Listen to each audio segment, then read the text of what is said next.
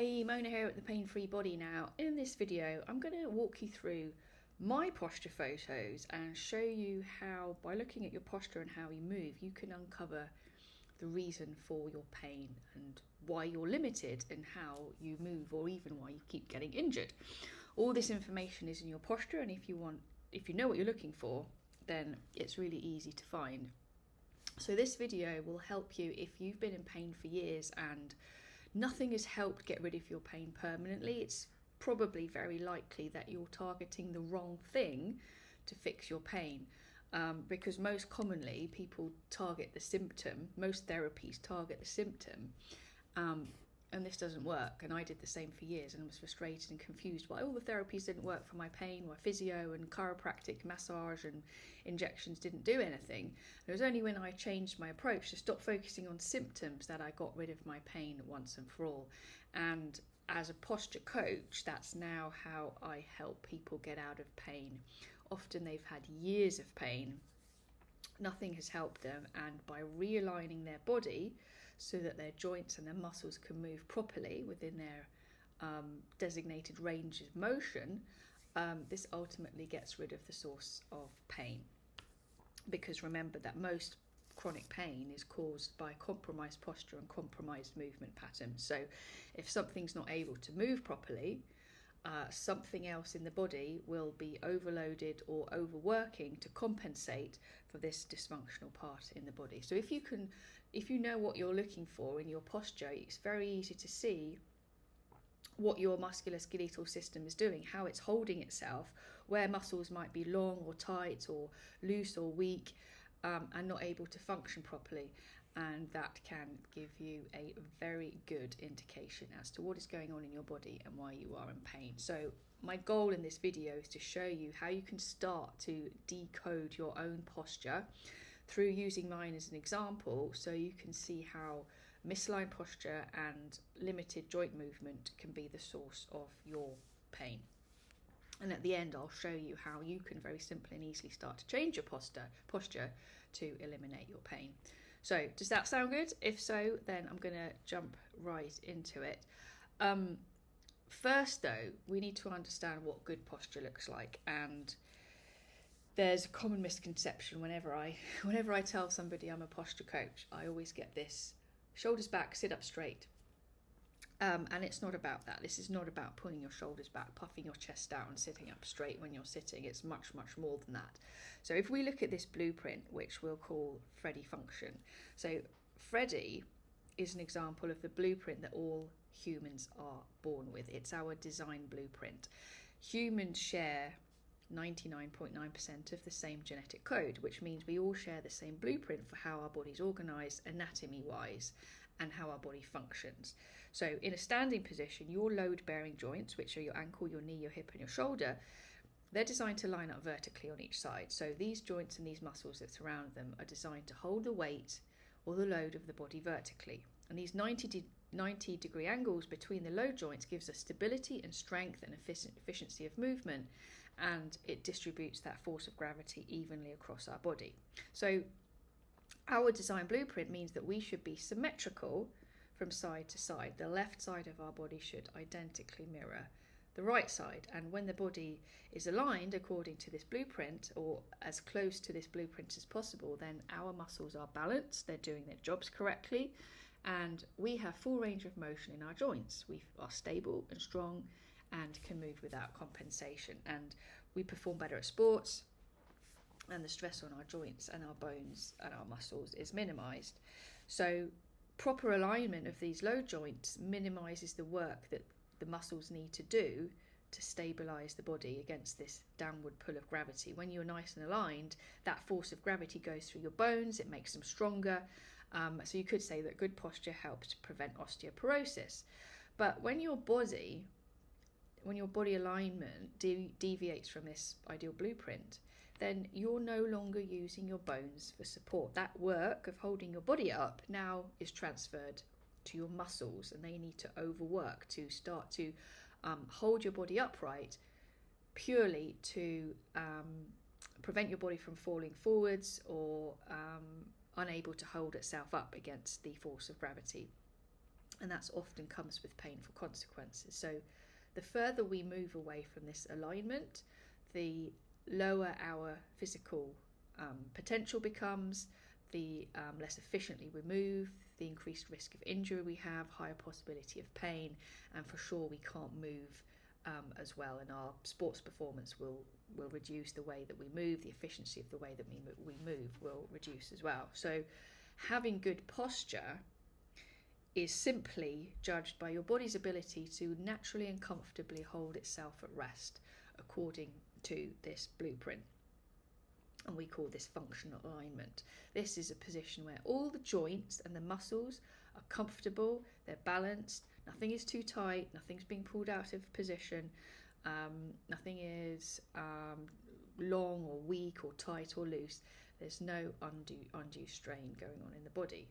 And you don't need to be in perfect alignment to be pain-free, but the closer you get to this blueprint, the better you'll feel, the more efficiently you'll move, and the lower your chances of injury and pain. So with that in mind, so knowing what good posture looks like and how important it is in terms of keeping us stable and strong and pain-free, now let's look at my posture, this is from a few years back. My posture was not in alignment with this blueprint. It's still not perfect. Nobody is perfect. But the closer you get to that blueprint, the less chance of pain, the more efficiently you'll move, the better your joints and your muscles function. So I'm going to take you through my posture from a few years back when I was in pain, and you'll see, I'll talk you through why I was in pain, and you'll be able to see very clearly why I was in pain. So these photos are from about 2 years ago, and straight away you can see the alignment of my ankles, knees, hips and shoulders is not quite in line with this straight line. So remember, according to the blueprint, our ankles, knees, hips and shoulders should be in a straight line, and that's what this white line represents here. You can see my knees are slightly in front, my hips are definitely in front, and my shoulders kind of come back in this what we call sway back posture, which puts a lot of pressure on my lower back, and that is what I want to focus on here.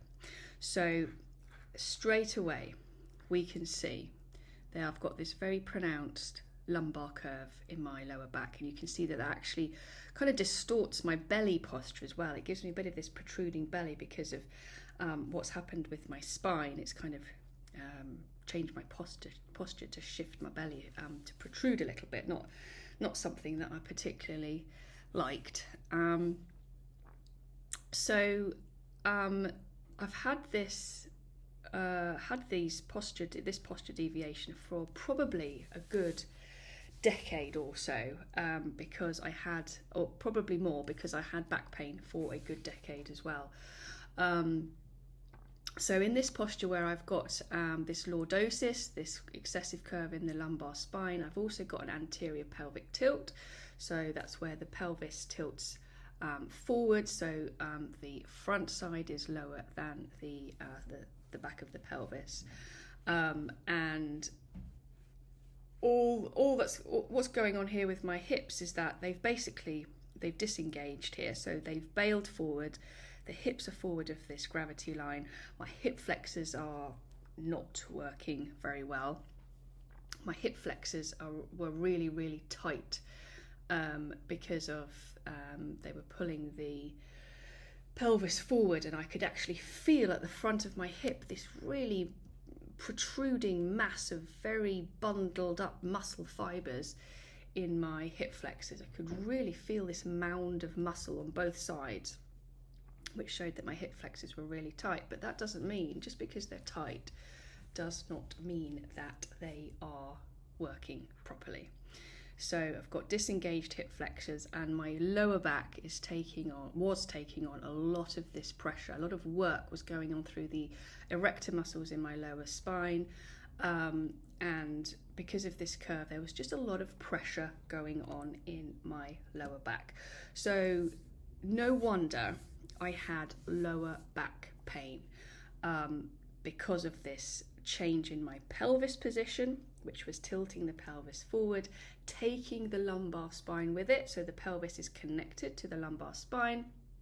So if the pelvis moves, that's going to have a chain reaction all the way up the spine. So as well as creating this lumbar curve here, then the upper body also reacts to what's going on below. And you can see here I have got very rounded upper back here. So this is kind of mirroring what's going on down here at the lumbar spine.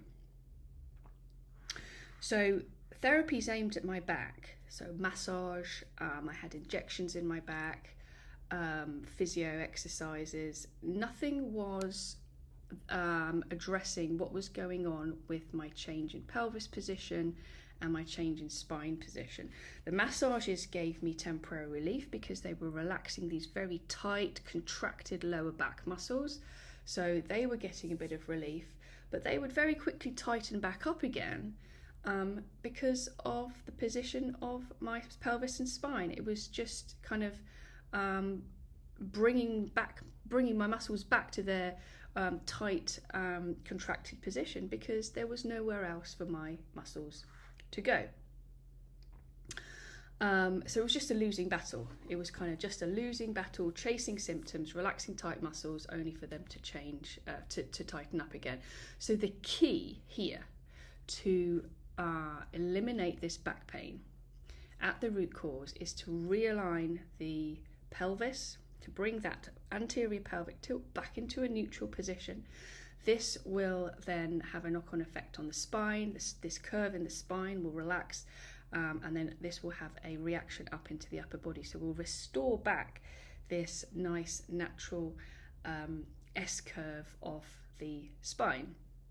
It's a biomechanical solution here that's needed to address the posture changes that had put my back into such a position to cause it pain. It's not a localized treatment to focus on the muscle. So I hope you can see the connection between an anterior pelvic tilt that causes a chain reaction and changes in the spine, both in the lumbar spine and then up into the upper body. Now, to add to this, as well as having a pelvis that was tilted forwards, I also had a pelvis that was rotated. So I have a pelvis that is rotated so that the left side of my pelvis is slightly more forward than my right side, and it's very subtle in this picture. I have better pictures that show it, but you can look by the position of my foot. My left foot is slightly in front of my right foot. In other pictures, it's a little bit more easy to identify, and that left foot forward of the right means that my pelvis is just very naturally sitting slightly rotated with that left side forward.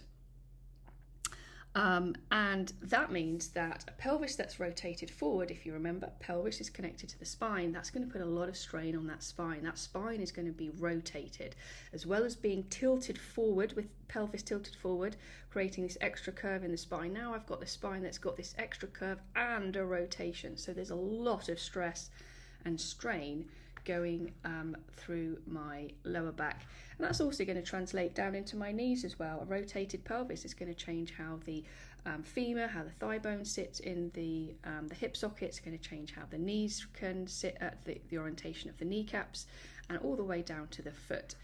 It's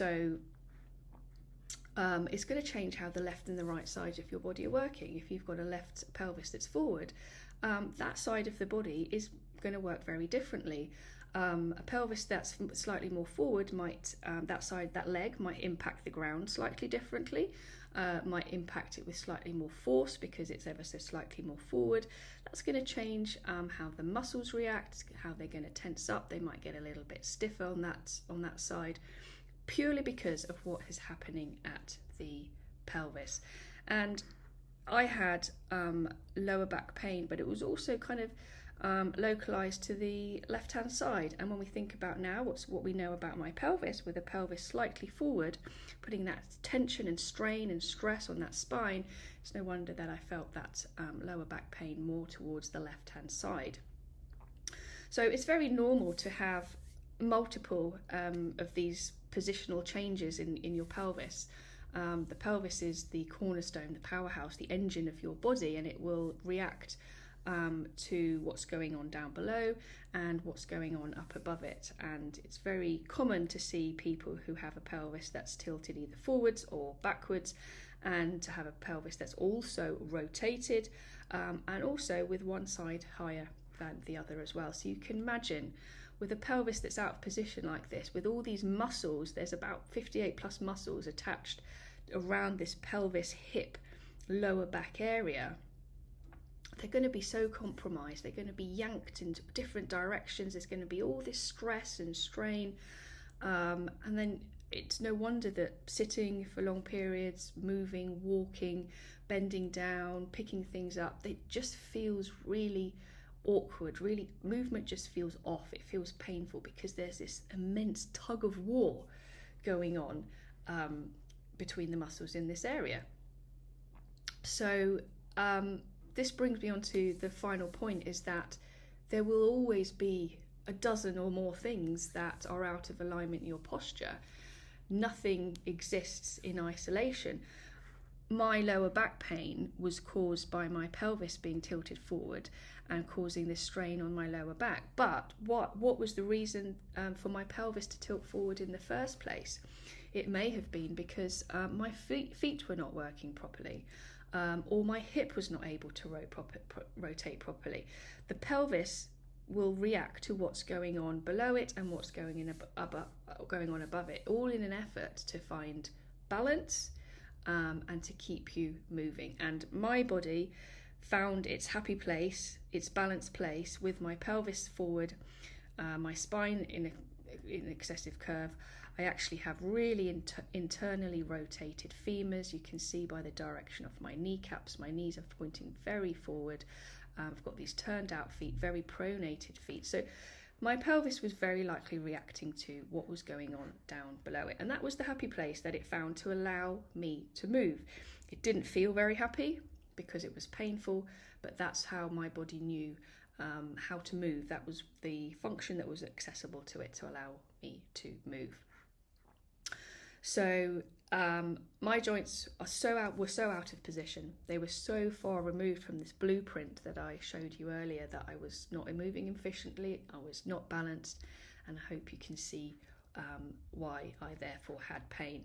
So remember that our design, our body plan that I showed you, has balance, it has symmetry as part of its integral plan. And when you go against this, it won't feel good because you're challenging this design, and your body will use pain and symptoms and other non-pain symptoms like tightness or tingling as a way to get your attention.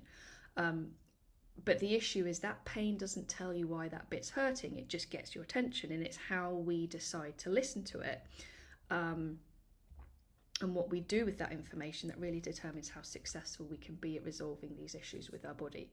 So the solution to fix my pain here is a full body approach to get my pelvis back into position, realign my spine, take the pressure off my lower back. And that means I also needed to focus on my feet because the pelvis was reacting to what was going on in the whole body. Everything is connected. And there are more videos on my channel talking about how one part of your body, say your foot, could be causing your shoulder pain. It seems such a disconnected way to think about it, but actually the whole body is connected.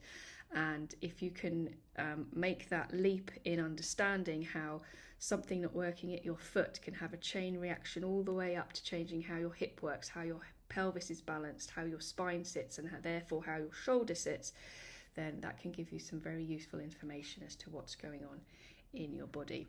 Now, to finish off, I just want to show you how my body changed as a result of posture therapy. So here's where we started off with this very pronounced curve in my lower back and my upper back. Then this is over time, this is about 9 or 10 months, or 10 months in, and you can see already that my lower back has relaxed a little bit. That pelvis is relaxed, the lumbar spine has relaxed. I haven't got this deep pronounced curve, and my upper back has responded accordingly. And here, after about 15 or 16 months, you can see here that that lower back curve has definitely relaxed, and along with it, my back pain symptoms have completely gone. Even in this photo here, they were pretty much gone at that time. It was definitely nowhere near how I was feeling here. Say this was a 10 out of 10, here I would probably be about 4 or 5, and here I'm a 0. So I'm still not perfectly aligned. You can see here that my knees and my hips are still forward of the gravity line, but the changes that have happened in my posture have meant that I'm getting closer to this gravity line, and I'm more balanced, and therefore the pain has completely disappeared. So I hope you can see that the site of pain does not always correspond to the source of the pain. Targeting my back with massage and injections and medication and hot water bottles didn't work, because the reason my back hurt was because of what the whole body was doing. The huge curve in my spine was a result of what the pelvis was doing. The pelvis was in that position because of what the hips and the feet were doing, and also my upper body contributed to all of that as well. So everything is connected. It's never an isolated issue. The solution to fixing pain, to eliminating pain at the root cause, is to look at the whole body. It's to restore alignment as close back to as possible to this blueprint that I showed you at the beginning. Getting it as close to that as possible means that your joints can move well. They're not limited in motion. They're not stuck. They're not restricted. Your muscles are at the right length and the right tension. Nothing's being pulled out of position.